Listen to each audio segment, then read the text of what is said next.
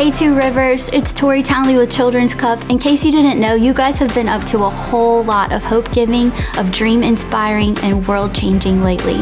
While you may never know the full impact of how God is using you to make a difference, we wanted to pop in and just give you a glimpse of how He's using your generosity and your friendship to change kids' lives in the DR. Kids like Gyro. When we first met him, he was full of energy, he was pretty rambunctious, but he was also really reserved.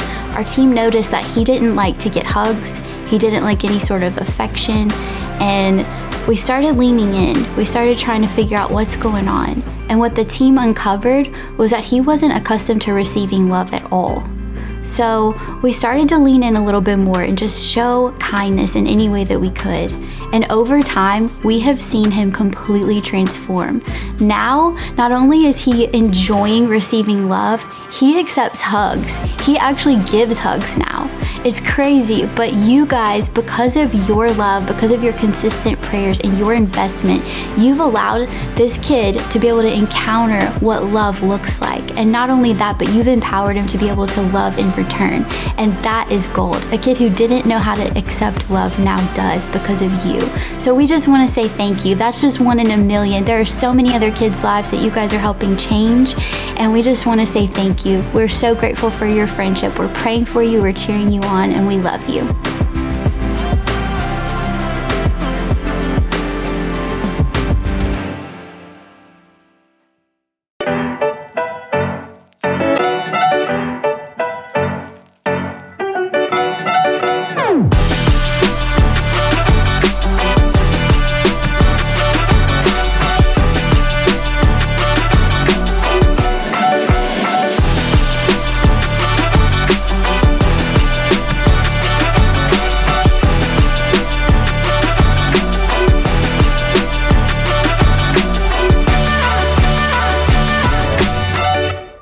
Well, hello everyone. My name is Will. And I'm Crystal. And we are the lead pastors here at Two Rivers Church. And it's so good to be able to be with you. I want to take a moment. I want to greet all of our locations: Binghamton, Cortland, Corning, Montrose, our extension sites, and then everybody join us online. Church, put your hands together. Make everybody feel welcome. Make them feel loved. It's so good to be able to be with you today. We are in a series entitled You Asked For It. In this series, we did a survey. We asked you what you wanted to hear us talk about. You ranked the areas of stress in your life. We have been walking through each of those areas and seeing what the Bible has to say. How many people would like to have less stress? Or we've been learning in this series how to better handle the stress that we have. And you can catch up on that in YouTube. I'm excited because next week we're going to be doing church outside at every single location for our Labor Day picnic, and that's going to be one experience time. At 11 o'clock we're going to do church, and there's going to be water baptisms. Then at the end we're going to have our picnic, and there's going to be a ton of fun, all kinds of good activities and things to do. What do you want to share? Yeah, well, I just wanted to say, and then on September 10th, the next week is Football Sunday, which I'm not as excited about, but he is excited about it. I'm just kidding. It's going to be fun. So wear your football jerseys. I remember a few years ago we did this, and I got him a Giants jersey thinking I was doing a good thing, and he was like, no, he is a Bills fan, so I messed up majorly. But the 10th, September 10th, it's going to be great. We're going to watch NFL player share a story or something like that. I don't even know. Just it's going to be fun. We're going to Football Sunday. We probably should have reversed those two announcements, because I feel like you would have done a better job with the picnic, and I know I would have done a better job with Football Sunday. All the way through September, we have a bunch of awesome Sundays planned, and it's going to be a great time each week to invite a friend, beginning with the Labor Day picnic this week, and then Football Sunday. After that's Blockbuster Weekend, and then we're closing out September with Surf Sunday, which I'm super excited about. So a bunch of great Sundays coming up. Let's round out this series with today's message entitled Parenting Stress. So at the end of the experience today, we're going to have a time of special prayer for our families, and you can go get your kids during our respond time and bring them up. Our prayer teams are going to be ready with anointing oil. They're actually going to lay hands on you and pray for you and bless you as our kids get ready for the school year. Well, last week, Crystal and I, we talked about relationship stress, the way we would talk to our small group. We talked to you the way we would talk to our small group. And this week, we're going to talk about parenting in the same way, like we are all in a small group together. So if we could get our chairs into circles, we would do that, but hopefully the screen will help take care of that. So what is the goal of parenting, Crystal? Yeah, so this might blow your mind, everybody, but before we talk about parenting stress, we kind of just want to share a big parenting goal that we have that we feel like should be a beautiful framework for parenting. And if you have this framework, you might alleviate a lot of stress that you have with parenting stress. And so the goal of parenting is to prepare children to leave the house and successfully navigate the world. Oftentimes, we feel like parents are just so busy trying to make their child happy that they're trying to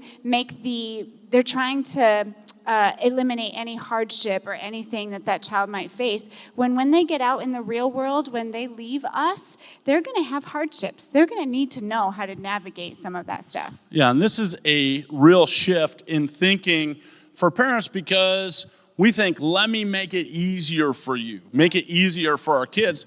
And there's hardly a parent alive, myself included, where we wouldn't willingly take on the sadness or the disappointment and suffering of our children, whether it comes from a playmate snub or a rejection from a hoped-for university or the death of a family pet. Not rushing in to smooth our children's paths is one of the most difficult and loving acts that a parent can do. That's so good. So yeah, a good adage that we live by and that we love and share in our small groups is that we want parents to prepare the child for the road, not the road for the child. And knowing that goal can sort out some stress because the hardships your children are going through are producing strength in them. You are not failing when your kids cry. Turn to your neighbor, tell them it's okay for kids to cry. It's okay. Some people are like, yes, I'm going to make my children cry. They have made me so stressed. I would love to see that. That is not what we're talking about. We're saying sometimes it can feel really bad when our kids are crying, and we want to alleviate the stress or alleviate that pain from their lives. And it's important not to smooth out that road for them because we're going to make them weak and they won't be prepared to leave the house and successfully navigate the world. So in this series, we've been learning that peace comes when I put God first. That's in your fill in the blank. You can fill that in and follow along with us in this message today. So what does it look like to put God first as a parent? What is God's order or priority for a godly parent? Yeah, and we believe that in a Christian home, there's a certain order. God is a God of order. And so first, we believe that Christian parents need to love God, love your spouse, love your kids, and then have work or purpose in that order. Yeah, because in that, it's interesting because the order of those things, the career comes last. And I think sometimes we spend a lot of time parenting where we're saying, hey, I need you to stay out of my way. I need you to do this thing. I need you to do that thing. And we are putting our kids on the back burner. And at the end of the day, no one is going to lay down on their deathbed and wish they spent more time at work. When we look back at life, we're going to say, hey, I wish I spent more time with my kids. I wish I spent more time connecting. I wish I spent more time with my kids. And we know intuitively, when you look at your regrets, it helps you to understand what your priorities ought to be. And in that, at the same time, we also don't want to elevate kids to where we're doing whatever our kids want to do. So it's love God, love your spouse, love your kids. But loving our kids doesn't mean, hey, let me do whatever makes my kids happy. It means to be engaged with them. It means to be parenting them well. Kids have these whims, and they don't know what's good for them. Like, given the opportunity, my kids are going to eat candy rather than broccoli. I mean, I still will eat candy rather than broccoli. This is a terrible example. But if you're at the mercy of your child's whims, it's time to rethink your role as a parent. The world, I want you to look at me. I want you to hear this. The world does not revolve around your child. I remember I was graduating with my master's degree in organizational leadership, and John Ashcroft, he was the Attorney General for the United States, was the commencement speaker. And his father, he was relaying a story to this effect, that the world doesn't revolve around our kids. When he was a kid, his father was the governor of Missouri. And he was telling his dad, Dad, I want you to come be with me. He was feeling like he was lonely, and he wanted his dad to spend a little more time with him. And he was telling his dad, don't go do that thing. Spend the day with me. And John Ashcroft Sr. looked at John Ashcroft Jr. He said, John, I love you, but there are thousands of other kids in this state that need me too. And in that moment, John Ashcroft Jr. realized that he wasn't the center of the universe, that his father actually modeled for him what it looks like to give himself sacrificially to a cause that's bigger than him. And it helped John Ashcroft to know, okay, where do I fit in the universe? Where, and he knows I'm loved, but I'm also not the most important thing in the world. There are other things that are very important that I could give myself to. And I just have always felt like that's a big deal to remember that my kids, I can always feel this tension where I want my kids to know that they're loved. And sometimes when I have to tell my kids, no, I'm doing this thing, no, I'm doing this is really important, that I don't have to feel guilty because they are not the center of the world. They are loved, but they're also being connected. They're watching me model what it looks like to give myself sacrificially to a cause that matters. So we just got to weigh those tensions. So no matter what you do, if you get the goal right and you get the order right, parenting will still drive you nuts. Yes, it will. That's for sure. Yes, it will. How many of you have ever been driven nuts by being a parent? Yes, me too. Even when the order is right, it's still going to drive you nuts. And that's what we want to focus on today is the parenting stress. And so if you have notes, you want to make sure you get them out because we are going to talk about NUTS, 4 areas of parenting stress in our lives, and give you some tips that we've learned over the years from much wiser people and from experience to help alleviate some of these areas of stress, okay? So everyone say nuts. Nuts. Very good. NUTS. So the first one, N, is novelty.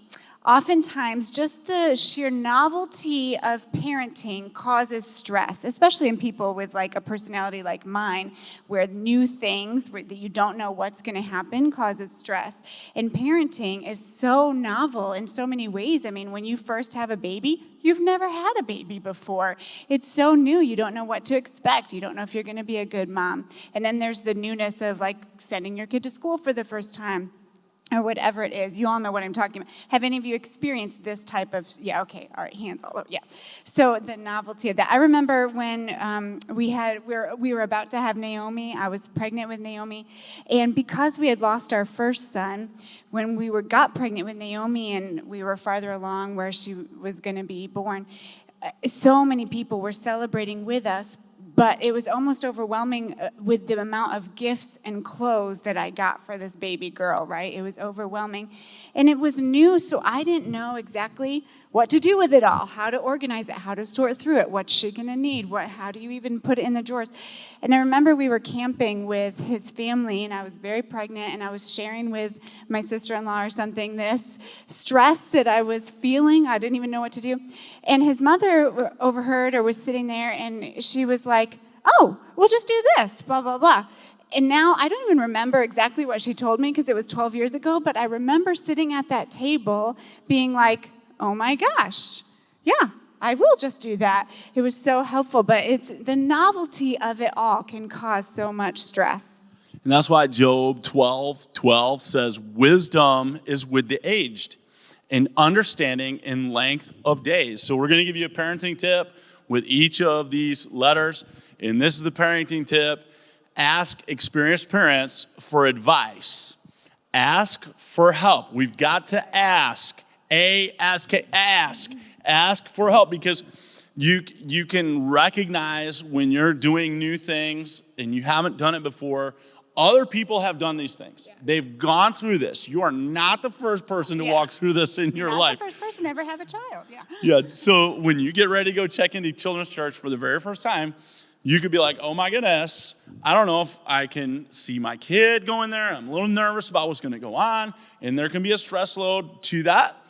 And you can actually just ask the person, hey, how does this work? What does this look like? We have process for that. But realize that you can do this because other people have done this too. And I love this. We say this at Two Rivers. Be willing to relearn what you think you already know. So I say this about leadership. Leaders are learners. And I think that great parents are learners too. So ask experienced people what they did, and their story is going to help you along, because you are not alone. That's so good. I love it. Ask. Okay, NU. So number 2 for the area of parenting stress is the unpredictability of it all. Unpredictability. This one really got me, and still does oftentimes get me. I'm a schedule person. Like in the morning I wake up and I'm like thinking about what my schedule is going to be for the day, and kids don't do my schedule, and they're unpredictable, and things happen, and it causes me stress, right? And if you stress, I remember just one time, I mean, I have 75,000 stories to share for, to illustrate unpredictability, but I remember being very pregnant with Natalie. So I had Naomi and Nick, and Nick was potty training, Naomi was just potty trained, and I'm pregnant with Naomi, and it was like Natalie, yeah.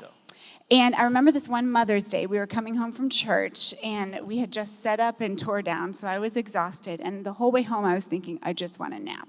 I'm going to get home, we're going to go inside, and I'm going to nap. I'm going to put the kids in front of the TV, and I'm going to nap. So we walk in, this is my plan. So we walk inside, and I'm about to do that, and I hear Nick, in the bathroom. He's trying to go to the bathroom, and he missed the toilet completely. So I'm like, okay, I'm going to clean up his mess, and then I'm going to get a nap. But moms, I was very pregnant, and I was, squatting to clean up the mess around the toilet, and I coughed or sneezed or something. Do you guys know what happens to very pregnant women when that happens? So I wet myself. So I had to go change, all right? And it's a real talk. And so then I'm like, okay, after that, I'm going to get a nap. But I'm getting stressed because all I want to do is nap. And now I'm cleaning up pee from my child and now myself. And then I'm ready to go sit down, and Naomi's like, Mom, we've got to take the dog out potty. Yeah, we do. So we walk outside, and we're standing on the front yard. Naomi has the leash of the dog, and I'm looking down the road or something, and I look back, and the dog is going to the bathroom, but also Naomi is going to the bathroom on our front yard. Yeah. So I think I was just mad. I think I went upstairs and was like, Happy Mother's Day to me, Will, or something. The unpredictability of it just stresses me out. Okay, your turn. So I love this verse. Crystal likes this verse a lot. This is one of the verses that actually carried us through some of those seasons. James chapter 1, verse 2, it says, Consider it pure joy, my brothers and sisters, whenever you face trials of many kinds, because you know that the testing of your faith produces perseverance. Let perseverance finish its work so that you can be mature and complete, not lacking anything. And this is your parent tip. Let parenting grow you. There's going to be a ton of unpredictability that's going to help to develop the character traits like patience, flexibility that my wife does. She's I like to say, blessed are the flexible, they shall bend and not break. It's not in the Bible, but it should be. And this is going to help us to develop reliance on God. It helps us to develop faith. It says that we'll be mature and complete, not lacking anything. So our challenges grow our capacity. That's God's plan in our life when we deal with adversity. So here's the thinking that we need to employ in this area. The more that I overcome stress, the better I'm able to handle unpredictability.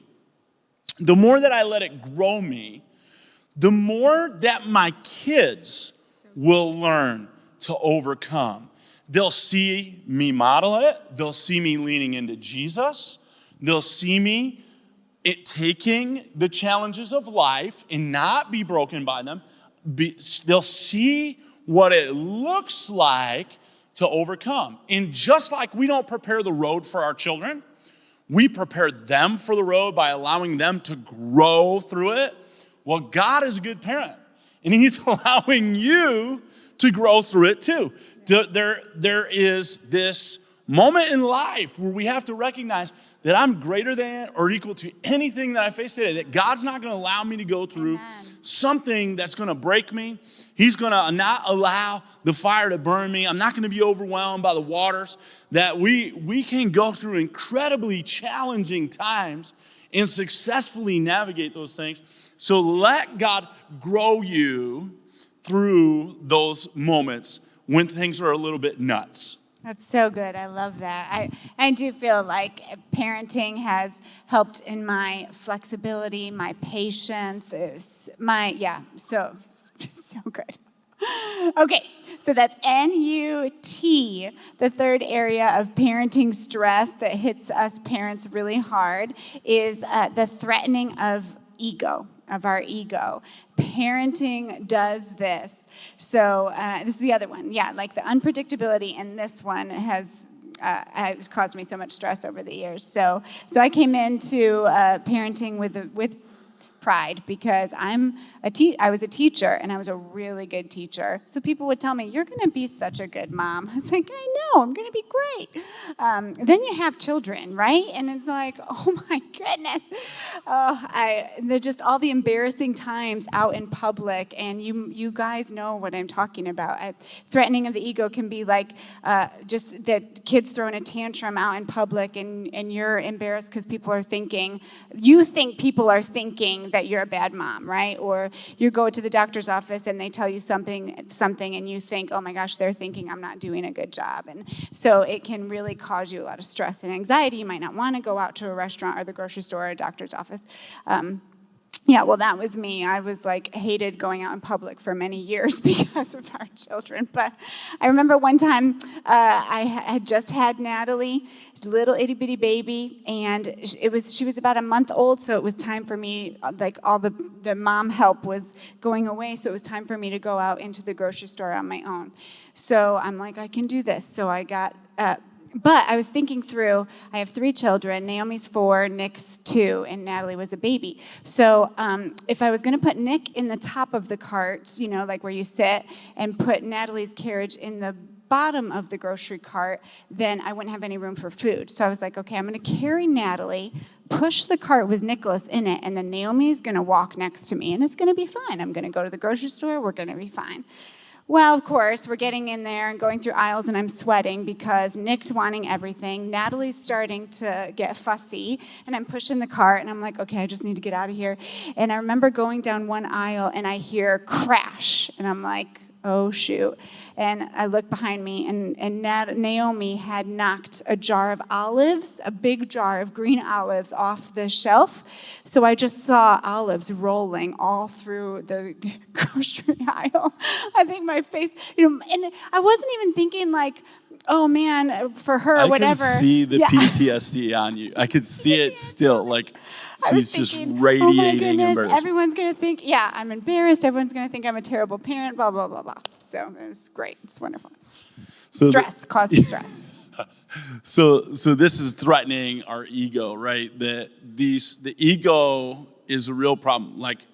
Sometimes our insecurities can really get in the way of our ability to parent well, because we try to protect our image rather than raise our children in the image of God.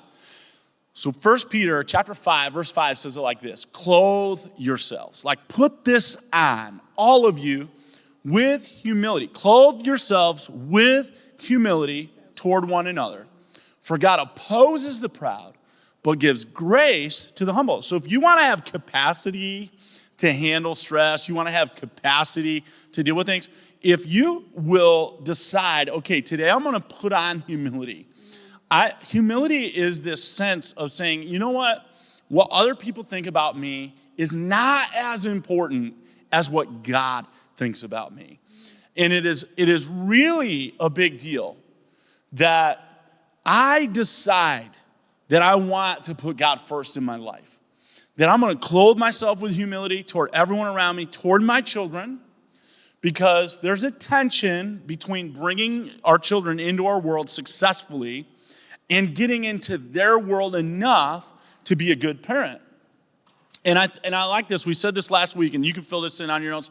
The difference between your expectations and reality is the frustration that you're going to experience. And humility is this thing that begins to shift your expectations in a way where you have some like, okay, I don't need life around me to go according to me because I'm humble of heart and I live in that way. So I want this parent tip. I want you to hear this. I want you to look at me. Be aware of your expectations. They are kids, after all, right? They're like we can have, it is not wrong to have high expectations for your kids. But we need to be aware of our expectations and what it means when our kids don't meet our expectations. Like, do you think it reflects negatively on yourself? Do you internalize that? Or do you think about and empathize with your kids, considering why they didn't meet your expectations? And that's a really, really challenging thing to begin to be aware of what my expectations are and then clothe myself with humility in that way.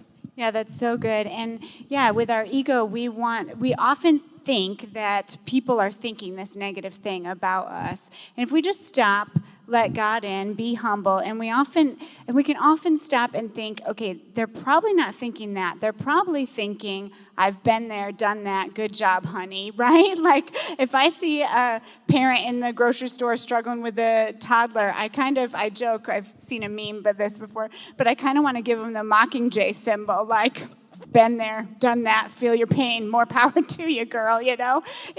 We internalize so much, and we just be humble. Let God, do that, work that in you. So, okay, 4. So we've done NUT. So S is our sense of lost control.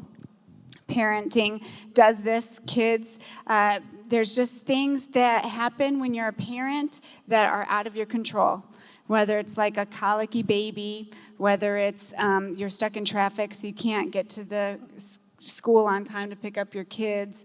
Nick he didn't sleep well. He didn't sleep well till he was like 5 or something. And it was so stressful. One of the things I love most in the world is coffee, and then after coffee is sleep. I mean, if I have coffee and sleep, I'm well cared for. And Nick was taking that from me. He was taking my sleep, and it was so stressful because I couldn't control it. I did everything the same that I was doing with Naomi, and Naomi was a sleeper, and everything I tried just wasn't working. He wanted to nurse, So anyways, it was very, very stressful. So parenting comes with lots of moments where you're not going to be in control.